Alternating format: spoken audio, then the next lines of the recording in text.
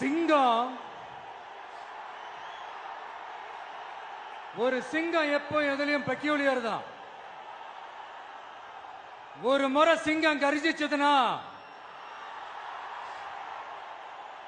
அந்த சவுண்ட்ல ஒரு 8 கிலோமீட்டருக்கு சும்மா அதிரும், எல்லா திசைகளும் அதிரும். அப்படிப்பட்ட அந்த சிங்கம் வேட்டைக்கு மட்டும்தான் வெளியில வரும், வேடிக்கை பார்க்கறதுக்கெல்லாம் வெளியில வராது. வேட்டையில கூட உயிரோடு இருக்கிற மிருகங்களை தான் வேட்டையாடும். அதுலயும் பெரும்பாலும் தன்னை விட பெரிய சைஸ் உள்ள மிருகங்களை தான் குறி வச்சு தாக்கும், ஜெயிக்கும். எவ்வளவு பசியில் இருந்தாலும் உயிர் இல்லாததை, கெட்டு போனதை தொட்டு கூட பார்க்காது. அப்படிப்பட்ட அந்த சிங்கம் அவ்வளவு ஈஸியா எதையும் தொடாது, தொட்டா விடாது. காட்டோட 4 பக்கமும் மார்க்கிங் மை டெரிட்டரின்னு தன்னுடைய பவுண்டரியை தானே வகுக்கும். அப்படிதான் அந்த காட்டையே தன்னோட கண்ட்ரோல்ல வச்சிருக்கும். சிங்கத்துக்கு கூட்டத்தோட இருக்கிறதுக்கும் தெரியும், தனியா இருக்கிறதுக்கும் தெரியும். அப்படியே தனியா வரணும்னு நினைச்சாலும் அஞ்சாம அலட்டிக்காம சும்மா கெத்தா தனியா வந்து அத்தனை பேருக்கும் தண்ணி காட்டும். எப்போ எதிலையும் தன்னோட தனித்தன்மையை இழக்கவே இழக்காது. Yes, a lion is always a lion.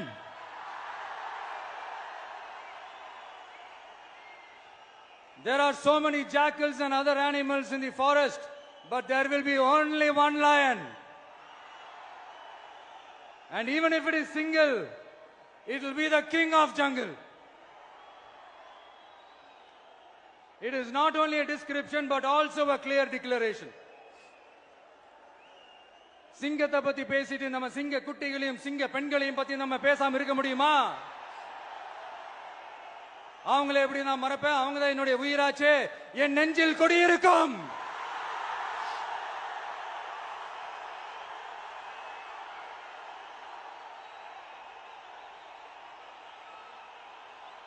என்னுடைய தோழர்களுக்கும் தோழிகளுக்கும்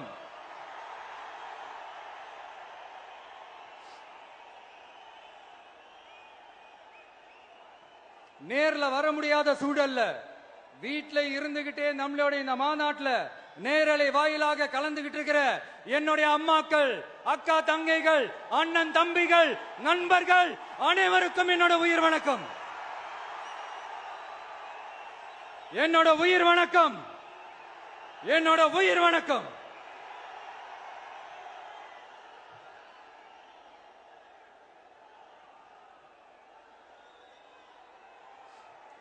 வீரம் விளையும் மாமதுரை மண்ணை வணங்குகிறேன். இந்த மதுரைனாலே உடனே ஞாபகத்துக்கு வரது சீறி பாஞ்சி துள்ளி குதிக்கிற யாருக்கும் அடங்காத காளைகள் விளையாடுற அலங்காநல்லூர் ஜல்லிக்கட்டு தான். நம்ம வைகை ஆறுதான் அழகர் ஆத்துல இறங்குற வைபவம். மதுரை மீனாட்சி அம்மன் இந்த மண்ணோட உண்மையான குணம், உணர்வு பூர்வமான மண் இது. அது மட்டும் இல்ல, இந்த மண்ணில் வாழ்ற மக்களும் அப்படித்தான் உணர்வு பூர்வமான ஆளுங்க. நான் இந்த மண்ணில் கால் எடுத்து வச்ச உடனே ஒரே ஒருத்தரை பத்தி தான் மனசுக்குள்ள ஓடிக்கிட்டே இருந்தது. அவர் யாருன்னு உங்களுக்கும் தெரிஞ்சிருக்கும். சினிமானாலும் சரி, அரசியல்னாலும் சரி, நமக்கு ரொம்ப ரொம்ப பிடிச்சது புரட்சி தலைவர் எம்ஜிஆர் அவர்கள் தான். அவரோட பழகிறதுக்கு எனக்கு வாய்ப்பு கிடைக்கல.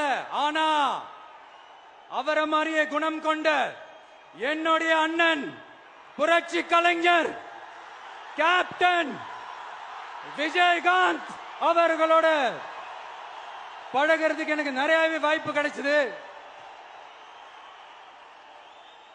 அவரும் இந்த மதுரை மண்ணை சேர்ந்தவர் தானே, அவரை மறக்க முடியுமா? தமிழ்நாட்டு மக்கள் உணர்வுபூர்வமா உண்மையா நம்ம பக்கத்திலே நிக்கிறவங்க, அதுக்கு ஒரு மிகப்பெரிய அடையாளம் தான் இந்த மதுரை மண். நம்ம தமிழக வெற்றி கழகம் கையில் எடுத்திருக்கிற அரசியலும் அப்படித்தான். உண்மையான அரசியல், உணர்வு பூர்வமான அரசியல், நல்ல அரசியல், நல்லவங்களுக்கான அரசியல், நாட்டு மக்களுக்கான அரசியல், நல்லது மட்டுமே செய்கிற அரசியல்.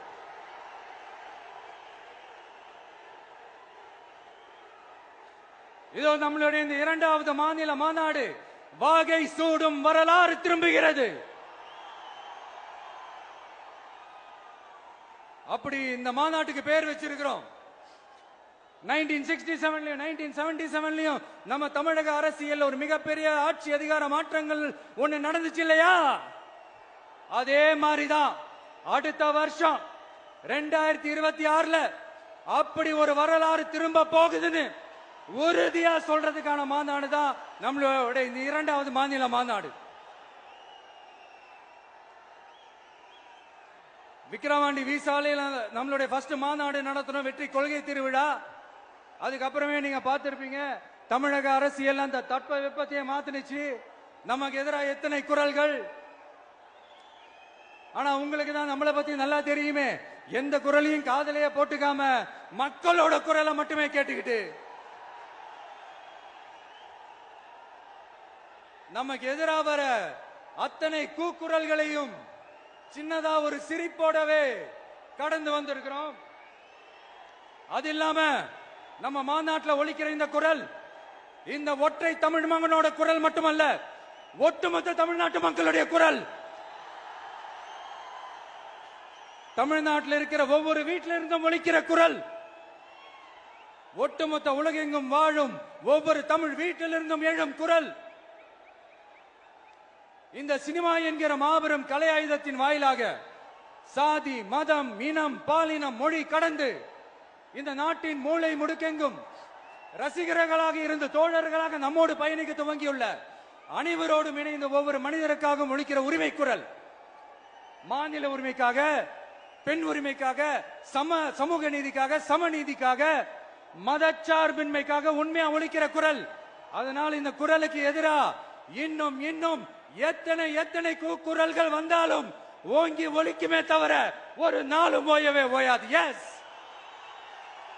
it is an unstoppable voice, an unstoppable force.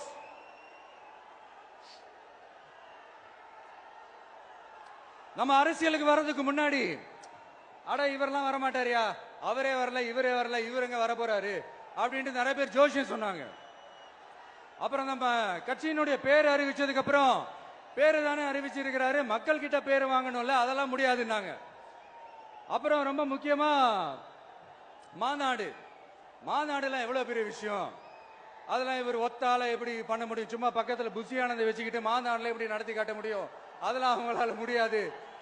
அப்புறம் மழை பெஞ்சு எல்லாத்தையும் எடுத்துரும். ஏன் என் கூட இருக்கிறவங்களே கூட தான் சொன்னாங்க. அதுக்கப்புறம் என்ன நடந்துச்சுன்னு உங்க எல்லாருக்குமே தெரியும். இப்ப புதுசா ஒண்ணு சொல்ல ஆரம்பிச்சிருக்கிறாங்க. அது என்னடானா, ஆட்சியை பிடிக்கிறதெல்லாம் அவ்வளவு ஈஸி இல்லை இல்லையா. இப்ப அதெல்லாம் விட்டாங்க, இப்ப இங்க வந்துட்டாங்க. இவர் நேரா ஷூட்டிங்ல இருந்து வருவாராம், வந்து ஆட்சியை பிடிப்பாராம். அது எப்படி இவராலே முடியும், அவராலே முடியல, இவராலே முடியல, அவருக்கு அத்தனை வருஷம் ஆச்சு, இவராலே எப்படி முடியும் ஒரு பக்கம். இன்னொரு பக்கம் கூட்டம் எல்லாம் ஓகே தான், அது எப்படி ஓட்டா மாறும் அப்படின்றது இன்னொரு பக்கம். இப்படி கதை, திரைக்கதை, வசனம், இயக்கம், பாடல்கள்,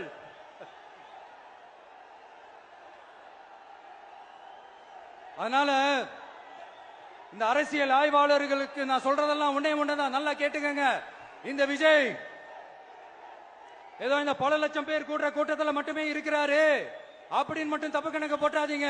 ஏன்னா நம்மளுடைய இந்த கூட்டம் வெறும் ஓட்டா மட்டும் இல்லைங்க, வரப்போற தேர்தலில் மக்கள் விரோத ஆட்சியாளர்களுக்கு நாம வைக்க போற வேட்டா, நம்மளை கோட்டைக்கு அனுப்ப போற ரூட்டா இருக்க போதுன்னு சீக்கிரமாவே தெரிஞ்சுப்பீங்க. ஏன்னா கோடிக்கணக்கானவங்களோட ஹார்ட்லயும் வீட்லயும் ஏற்கனவே ஆல்ரெடி உயிரா, உணர்வா, உறவா இருக்கிறோம். நம்மளுடைய கனெக்ட் எல்லாம் வெறும் மக்களோட மட்டும்தான். நாம யாருன்னு அவங்களுக்கு தெரியும், அவங்க யாருன்னு நமக்கு தெரியும். நாமளும் நம்ம மக்களும் எப்படி இருக்கிறோம்னு எதிரிங்களுக்கு நல்லாவே தெரியும். இருந்தாலும் இந்த விஜய் எதுக்குப்பா வந்திருக்கிறாரு, இவர் என்ன புதுசா என்ன திட்டம்லாம் சொல்லிட்டாரு அப்படின்னு வேற நிறைய கேள்விகள். இந்த சொல்றேன் தெரிஞ்சுக்கங்க. பெண் குழந்தைகள், பெண்கள் மற்றும் வயசானவங்களோட பாதுகாப்புல தான் நம்ம பிரையாரிட்டியே. அடுத்து இளைஞர்கள், உழவர்கள், உழைப்பாளர்கள், நெசவாளர்கள், மீனவர்கள், ஆதரவற்ற முதியோர்கள், மாற்றுத்திறனாளிகள், மூன்றாம் பால் இனத்தவர்கள்னு இன்னும் யாருக்கெல்லாம் கவர்மெண்டோட ஒரு ஸ்பெஷல் அட்டென்ஷன் தேவையோ அவங்க எல்லாருக்குமான ஒரு கவர்மெண்ட் அமைக்கிறது தான் நம்ம இலக்கே. நான் ஏற்கனவே சொன்னது தான் இங்க நான் திரும்பவும் சொல்றேன். நம்மளுடைய இந்த தமிழக வெற்றி கழகம் ஏதோ அரசியல் ஆதாயத்துக்காக தொடங்கப்பட்ட கட்சியெல்லாம் கிடையாதுங்க. கொள்கை கோட்பாடுகளோடு தந்தை பெரியார், பெருந்தலைவர் காமராஜர், அண்ணல் அம்பேத்கர், வீரமங்க வேலு நாச்சியார், மக்கள் சேவகர் அஞ்சலை அம்மாள், நம்மளுடைய 5 கொள்கை தலைவர்களோட வழிகாட்டுதல்களோடு தொடங்கப்பட்ட கட்சி.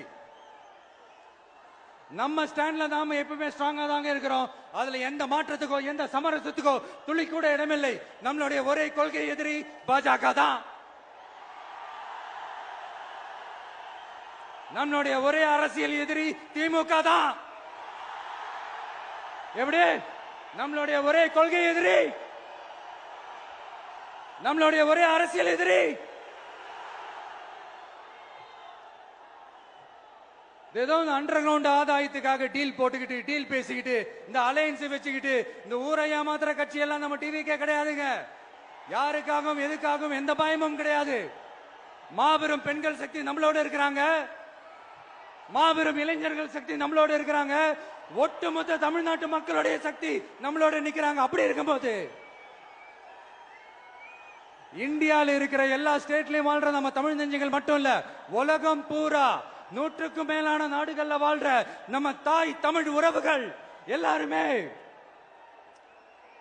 என்ன விஜய் தளபதி விஜய் இல்லனா விஜய் தளபதி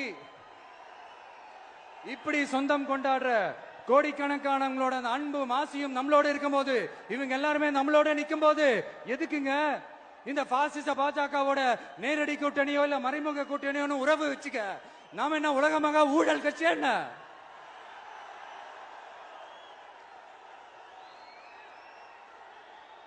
நம்மளை பத்தி சின்னதா ஒரு உண்மை ஒண்ணு சொல்லலாமா?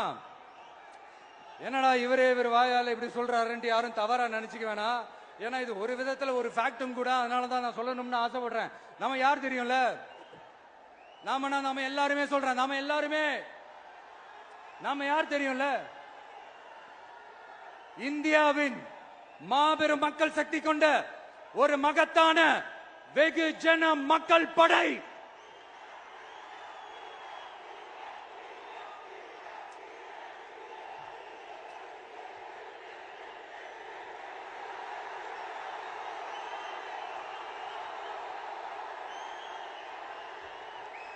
அதனால நம்ம தலைமையில நாம் அமைக்க போற இந்த உண்மையான மக்களாட்சிக்கான அச்சாரமாக மாபெரும் மக்கள் சக்தியே அணி அணியாக நம்மளோட திரண்டு நிக்கிறப்போ இந்த அடிமை கூட்டணியில சேர வேண்டிய அவசியம் நமக்கு இருக்குங்க.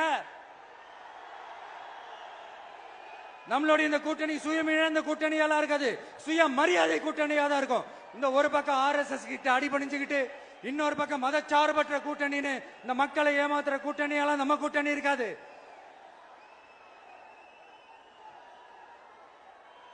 நான் இப்பவும் சொல்றேன், நம்மளை நம்பி வர்றவங்களுக்கு ஆட்சியிலும் அதிகாரத்திலும் உறுதியாக பங்களிப்பு செய்யப்படும்.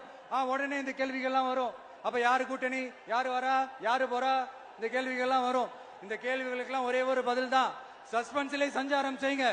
ஆனா ஒண்ணு, 2026ல 2 பேருக்கு நடுவுல தான் போட்டியே. ஒன்னு டிவிகே,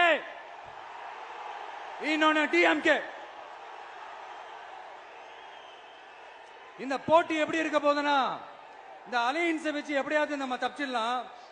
என்ன இந்த பழைய இந்த மேத்தமேட்டிக்ஸ் அரித்மேட்டிக்ஸ் இதெல்லாம் வச்சு எப்படியாவது நம்ம தப்பிச்சிடலாம் அப்படின்னு நினைக்கிறவங்களோட அந்த கனவு ஒரு நாளும் மைப்படாது. சரி, இப்ப நம்ம வேற ஒரு ஏரியாவுக்கு ஒண்ணு வருவோம். எதிர்காலம் வரும், என் கடமை வரும், இந்த கூட்டத்தின் ஆட்டத்தை ஒழிப்பேன்.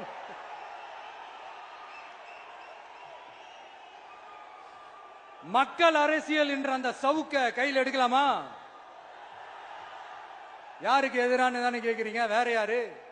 மறைமுக உறவுக்காரர்களான பாசிச பாஜகவும் பாய்சன் திமுகவும் தான். மாண்புமிகு பிரதமர் நரேந்திர மோடிஜி அவர்களே, 3வது முறையா ஒன்றியத்தோட ஆட்சி அதிகாரத்தை நீங்க தானே கையில வச்சிருக்கிறீங்க. இல்ல நாங்க தெரியாம தான் கேட்கிறோம். நீங்க ஆட்சிக்கு வந்தது ஒட்டுமொத்த மக்களுக்கும் நல்லது செய்யவா, இல்ல நம்மளுடைய இந்த இஸ்லாமிய நண்பர்களுக்கும் இஸ்லாமிய தோழர்களுக்கும் எதிராக சதி செய்யவா?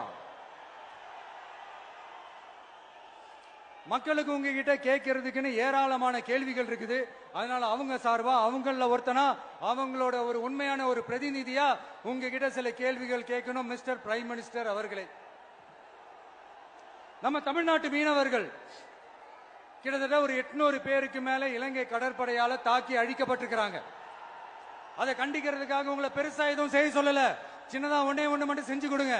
இனிமேலாச்சும் எங்களுடைய மீனவர்கள் பாதுகாப்பா இருக்கிறதுக்காக இந்த கச்சத்தீவை இலங்கை கிட்ட இருந்து மீட்டு கொடுத்துருங்க, அது போதும். உங்களுடைய இந்த முரட்டு பிடிவாதத்தால நீங்க நடத்துற இந்த நீட்டு தேர்வு, அதனால இங்க என்னென்ன நடக்குதுன்னு சொல்றதுக்கே மனசு வலிக்குது. அதனால அந்த நீட்டு தேர்வு தேவையில்லைன்னு அறிவிச்சிருங்க, அது போதும். செய்வீர்களா திரு நரேந்திரபாய் தாமோதர் மோடிஜி அவர்களே? எங்களுக்கு என்னென்ன தேவையோ என்னென்ன நல்லதோ அதெல்லாம் செய்ய மாட்டேங்கிறீங்க. ஆனா ஆட்சி அதிகாரத்தை மட்டும் கையில வச்சுக்கிட்டு மக்களை ஏமாத்த நேரடியாக ஒரு பாசிச பாஜக அடிமை கூட்டணி ஒண்ணு. அடுத்து உங்களோட இந்த மைனாரிட்டி ஆட்சியை ஓட்டுறதுக்காக மறைமுகமாக RSS அடிமை குடும்பம்னு இன்னொரு கூட்டணி. இப்படி மக்கள் சக்தியே இல்லாத இந்த ஊழல் கட்சிகளை மிரட்டி அடிபணிய வச்சு 2029 வரைக்கும் சொகுசு பயணம் போயிடலாம்னு திட்டம் தீட்டி வச்சிருக்கிறீங்க. அதானே ஜி? என்ன ஜி? ஒண்ணு மட்டும் சொல்றேன், தெரிஞ்சுக்கங்க. என்னதான் நீங்க இந்த நேரடி மறைமுக கூட்டணி குட்டிகரணம் போட்டாலும் தாமரை இலையில தண்ணியே ஒட்டாது. தமிழக மக்கள் மட்டும் எப்படி ஒட்டுவாங்க?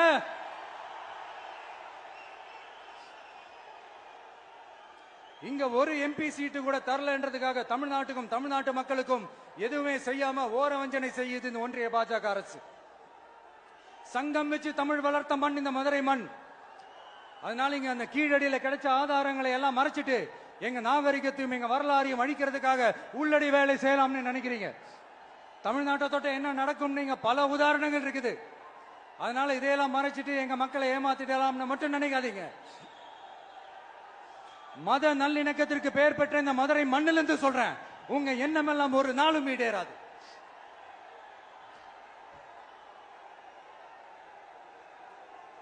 எம்ஜிஆர்னா யார் தெரியும்ல? அவர் மாஸ்னா என்னன்னு தெரியும்ல? அவர் உயிரோடு இருக்கிற வரைக்கும் அந்த சிஎம் சீட்டை பத்தி ஒருத்தராலையும் நினைச்சு கூட பார்க்க முடியல, கனவு கூட காண முடியல. எப்படியாவது அந்த சிஎம் சீட்டை என்கிட்ட கொடுத்துருங்க, என் நண்பர் எம்ஜிஆர் திரும்ப வந்ததுக்கு அப்புறம் நான் திருப்பி கொடுத்துறேன்னு தன்னோட எதிரியை கூட மக்கள் கிட்ட கெஞ்ச வச்சவர் எம்ஜிஆர். எப்படி கெஞ்ச வச்சவர்? அதனால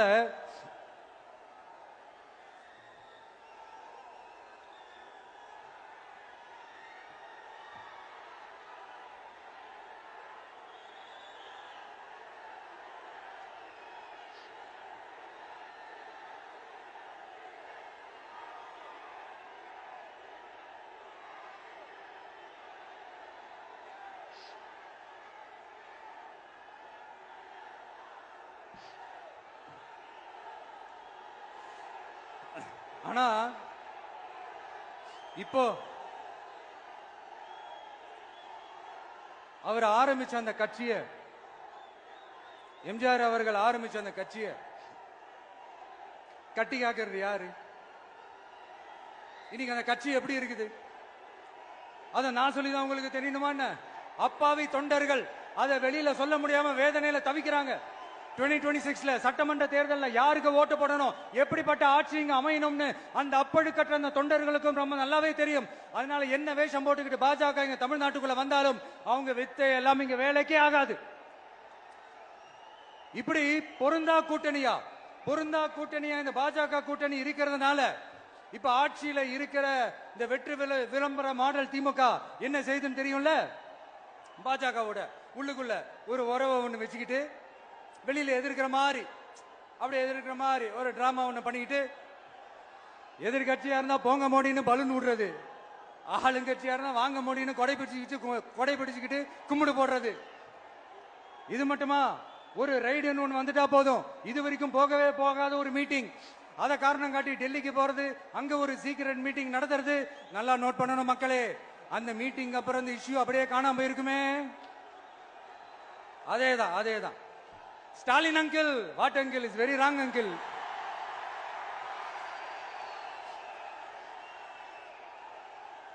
இப்படி தமிழ்நாட்டில் இப்ப நடக்கிற இந்த ஆட்சியினுடைய லட்சணத்தை பார்த்துக்கிட்டு நாம எப்படி சும்மா இருக்க முடியும்? ஒரு தவறு செய்தால், அதை தெரிந்து செய்தால், அவர் கபட நாடக மு.க. ஸ்டாலின் அங்கிளாகவே இருந்தாலும், அங்கிள் உங்களுக்கு மனசாட்சின்னு ஒண்ணு இருந்துச்சுன்னா நாங்க கேட்கிற கேள்விகளுக்கு மட்டும் கொஞ்சம் பதில் சொல்லுங்க அங்கிள். நீங்க நடத்துற இந்த ஆட்சியில நேர்மை இருக்கா? நியாயம் இருக்கா? ஊழல் இல்லாம இருக்கா? சட்டம் ஒழுங்கு சரியா இருக்கா? பெண்களுக்கு பாதுகாப்பு இருக்கா? பொதுமக்களுக்கு பாதுகாப்பு இருக்கா? இயற்கை வளங்களுக்கு பாதுகாப்பு இருக்கா? சொல்லுங்க மை டியர் அங்கிள், சொல்லுங்க. டாஸ்மாக்ல மட்டுமே இது வரைக்கும் 1000 கோடிக்கு மேல ஊழல் சொல்றாங்க. அதுல மட்டுமா தப்பு நடக்குது? வேற எதுல தான் நடக்கல? உலகத்திலே மிஸ்டர் கிளீன் ரெக்கார்ட்ஸ் எல்லாம் உங்களுக்கும் உங்க கூட இருக்கிறவங்களுக்கும் மட்டும்தான் அங்கிள் கொடுக்கணும். இத பார்த்து வாயே இல்லாத ஊரு கூட வயிறு வலிக்கு சிரிக்குது. பெண்களுக்கு 1000 ரூபாய் கொடுத்துட்டீங்கன்னா போதுமா அங்கிள்? அப்படியே அது மூடி மறைச்சிடலான்னு பாக்குறீங்களா? படிக்கிற இடத்துல, வேலைக்கு போற இடத்துல, வெளியில போற இடத்துலன்னு அவங்களுக்கு பாதுகாப்பே இல்லைன்னு ஒட்டுமொத்த பெண்களும் கதறாங்க. அந்த கதறல் சத்தம் ஏதாவது உங்க காதுல கேக்குதா அங்கிள்? இதுல வேற உங்க அப்பான்னு கூப்பிடுறாங்கன்னு வேற சொல்றீங்க. What is this uncle? Is very very wrong uncle, is very very wrong. பெண்களுக்கு மட்டுமா பொய் வாக்குறுதி கொடுத்து ஏமாத்துறீங்க? அரசு ஊழியர்கள், ஆசிரியர்களை ஏமாத்துறீங்க, விவசாயிகளை ஏமாத்துறீங்க, பரந்தூர்ல பாதிப்பே வராதுன்னு சொல்லி ஏமாத்துறீங்க, மீனவர்களை ஏமாத்துறீங்க, போதைப் பொருள் கலாச்சாரத்தை ஒழிக்காம ஏமாத்துறீங்க. ஐயோ, very very வஸ்ட் uncle, very very வஸ்ட். எப்படி கேட்டாலும் இவங்க கிட்ட இருந்து எந்த பதிலும் வரப்போறதில்லை. ஏன்னா இருந்தா தானே. இப்ப ஆட்சியில இருக்கிற நம்மளுடைய அங்கிள் பதில் சொல்றது இருக்கட்டும். மக்களை நீங்க சொல்லுங்க, நீங்க உண்மையை சொல்லுங்க. செய்வோம்னு சொன்னாங்களே, சொன்னதெல்லாம் செஞ்சாங்களா? உங்களை தான் கேக்குறேன், சொன்னதெல்லாம் செஞ்சாங்களா? சத்தமா மை டியர் அங்கிள், கேக்குதா? மக்களோட சத்தம் கேக்குதா? இது வெறும் சாதாரணமான முழக்கம் தான். கூடிய சீக்கிரம் மக்களை போய் சந்திக்க போறேன், அவங்களோட மனசு விட்டு பேச போறேன். அதுக்கப்புறம் இந்த சாதாரணமான முழக்கம் இடி முழக்கமா மாறும். அத்தோட நிக்காது. அந்த இடி முழக்கம் தமிழ்நாட்டோட போர் முழக்கமா மாறும்.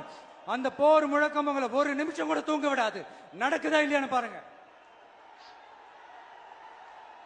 என்னடா இவன் இவ்வளவு ஸ்ட்ராங்கா சொல்றானேன்னு பாக்குறீங்களா? எல்லாரும் கட்சி ஆரம்பிச்சதுக்கு அப்புறம் தான் ஒவ்வொரு வீட்டுக்குள்ளேயும் போறதுக்கு ட்ரை பண்ணுவாங்க. ஆனா நாங்க அப்படி இல்லை. ஒவ்வொரு வீட்டுக்குள்ளேயும் போனதுக்கு அப்புறம் தான் கட்சியாவே ஆரம்பிச்சிருக்கிறோம்.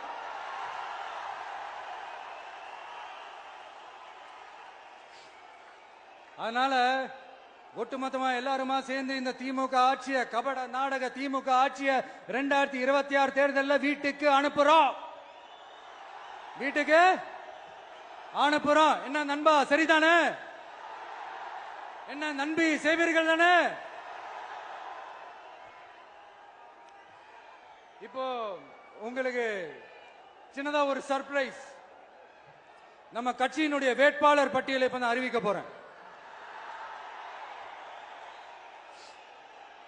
மதுரை கிழக்கு வேட்பாளர்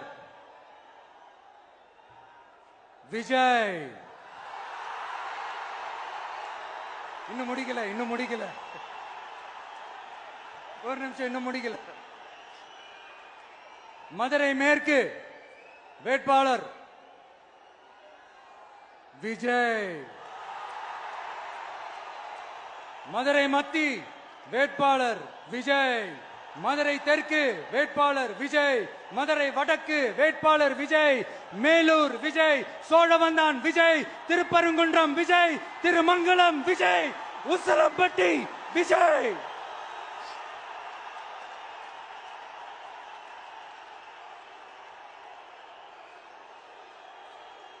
என்னடா எல்லா தொகுதியிலும் ஒரே வேட்பாளர்னு பாக்குறீங்களா?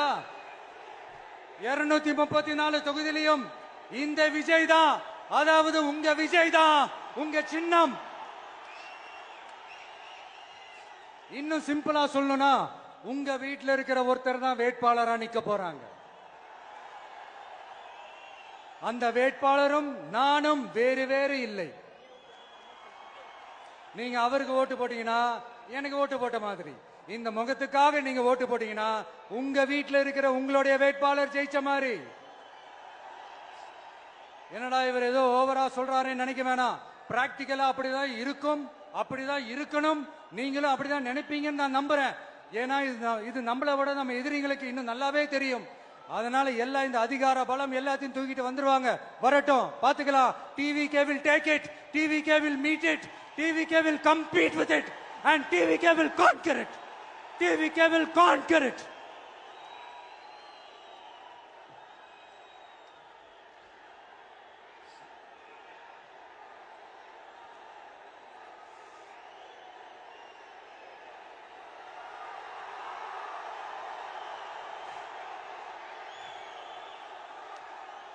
இந்த நேரத்தில் நம்ம மனசுல இருக்கிறத மக்கள் கிட்ட சொல்லி ஆகணும்.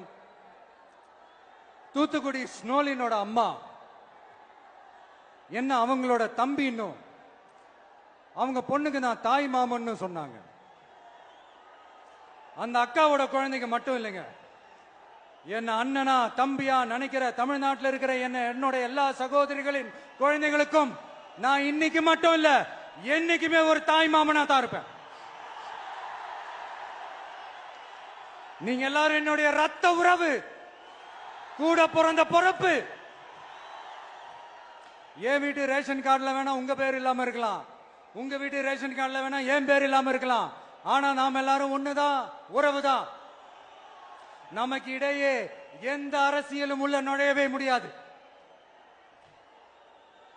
என்கிட்ட இருந்து உங்களையும் உங்ககிட்ட இருந்து என்னையும் எந்த சக்தியாலும் பிரிக்கவே முடியாது. அப்புறம் நான் ஒன்னும் இந்த மார்க்கெட் போனதுக்கு அப்புறம், ரிட்டையர் ஆனதுக்கு அப்புறம் அடைக்கலம் தேடி அரசியலுக்கு வரல. படைக்கலனோட வந்திருக்கிறோம். பவர்ஃபுல் போர்ஸோட, மாபெரும் படை வரிசையோட, எல்லாத்துக்கும் தயாராகி தான் வந்திருக்கிறோம்.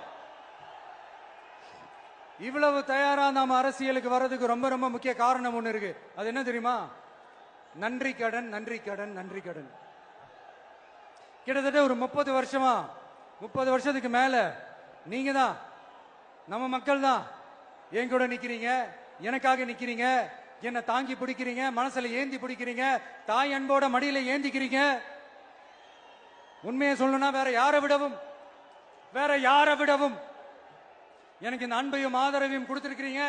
என் மேல உயிரையே வச்சிருக்கிறீங்க. என்ன உங்க வீட்டுல ஒருத்தனாவே ஆக்கிட்டீங்க. நீங்க எனக்கு கடவுள் கொடுத்த வரம்.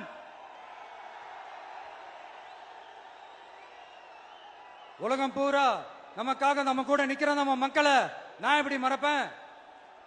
நான் என் லைஃப்ல ரொம்ப உயிரா நினைக்கிறதே பெண்களை, குழந்தைங்களை, இளைஞர்களை, உழைக்கிற மக்களை தான். இவங்க தான் நம்மளோட வகைரா. இத பார்த்துதான் நம்மளோட எதிரிகளுக்கு பத்தி எரியுது. அதுக்காக நாம என்ன செய்ய முடியும்? அதனால நம்ம உறவுகளை, சொந்தத்தை, வகைராவை யாருக்காகவும் எதுக்காகவும் விட்டு கொடுக்க முடியாது இல்லையா? Here at this moment among this August gathering, I want to open my heart and say I enjoy people, I respect people, I worship people.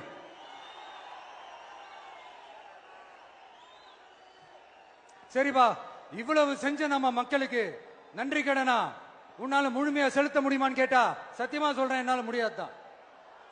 இன்னும் எத்தனை ஜென்மம் எடுத்தாலும் அந்த நன்றி கடனை என்னால தீர்க்கவே முடியாது.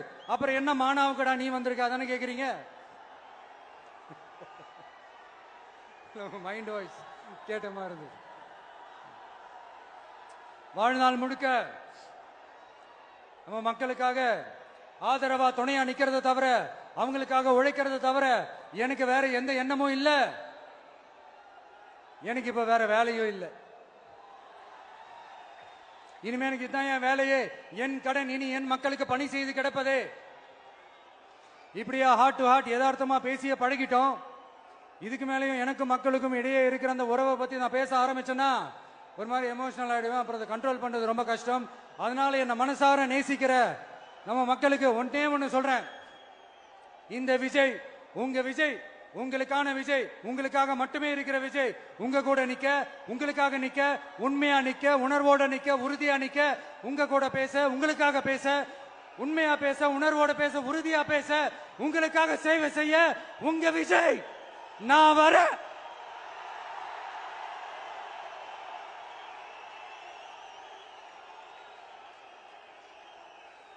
சொல்லல முக்கியம், செயல் செயல் செயல் தான் முக்கியம். செய்கை தான் சும்மா சிறப்பா இருக்கணும். நான் ஆட்சிக்கு வந்தேன்னா சும்மா அது செய்வேன், இது செய்வேன், நல்லது செய்வேன், உருட்டுவேன், புரட்டுவேன், அதெல்லாம் கிடையாது. செய்யறதுக்கு, நல்லது செய்யறதுக்கு, நல்லது செய்யறதுக்கு மட்டும்தான் இந்த விஜய். அப்புறம் ஒரு அரசியல் தலைவன் அவன் சினிமாக்காரனா, நல்லவனா, கெட்டவனா, இதெல்லாம் தாண்டி அவன் உண்மையானவனா, அதுதான் ரொம்ப ரொம்ப முக்கியம். இது சம்பந்தமா ஒரு குட்டி கதை ஒண்ணு சொல்றேன். ஒரு நாட்டுல ஒரு ராஜா தனக்கு பக்கபலமா இருக்கிறதுக்காக, கூட துணையா இருக்கிறதுக்காக ஒரு தளபதியை தேடுறாரு. சரியான தகுதிகளோட ஒரு 10 பேர் செலக்ட் ஆகுறாங்க. ஆனா அதுல ஒருத்தர் மட்டும் தான் செலக்ட் பண்ணணும். அதனால அந்த ராஜா என்ன பண்றாருன்னா ஒரு டெஸ்ட் வைக்கிறாரு. அந்த 10 பேர் கையிலையும் விதை நெல்லை கொடுத்து இதை நல்லா வளர்த்து கொண்டு வாங்க, ஒரு 3 மாசம் கழிச்சு வாங்கன்னு சொல்லி அனுப்பி வச்சிடுறாரு. 3 மாசம் கழிச்சு வரும்போது அதுல ஒருத்தர் ஆளு உயரத்துக்கு வளர்த்திருந்தாரு, ஒருத்தர் தோல் உயரத்துக்கு வளர்த்திருந்தாரு. அதுல ஒரு 9 பேரும் நல்லா வளர்த்து கொண்டு வந்திருந்தாங்க. ஒருத்தர் மட்டும் வெறும் தொட்டியோடவே வந்தாரு. என்னன்னு கேட்டதுக்கு, நானும் தண்ணி ஊத்தி ஊத்தி பாக்குறேன், உரம் வச்சு வச்சு பாக்குறேன், வளரவே மாட்டேங்குது ராஜா, என்ன பண்றதுன்னு தெரியலன்னு சொன்னதுக்கு ராஜா அவரை கட்டி அணைச்சிக்கிட்டு, இனிமே நீதான் என்னுடைய தளபதி, எல்லா அதிகாரமும் உனக்கு தான் சொன்னாரு. ஏன்னா அந்த 10 பேர் கையிலையும் ராஜா கொடுத்தது அவித்த விதை நெல், அது முளைக்கவே முளைக்காது. அந்த 9 திருட்டு பயலும் என்ன பண்ணிருக்காங்கன்னா வேற விதை நெல்ல வாங்கி அதை வளர்த்துட்டு ராஜாவையும் மக்களையும் ஏமாத்திருக்கிறாங்க. ஆனா இவர் மட்டும் உண்மையை போட்டு உடைச்சிட்டார். அதனால ஒரு நாட்டுக்கு திறமை எந்த அளவுக்கு முக்கியமோ அந்த அளவுக்கு உண்மையும் நேர்மையும் முக்கியம். இப்போ நீங்க எல்லாரும் தான் அந்த ராஜா. நீங்க தேர்ந்தெடுக்க போற அந்த தளபதி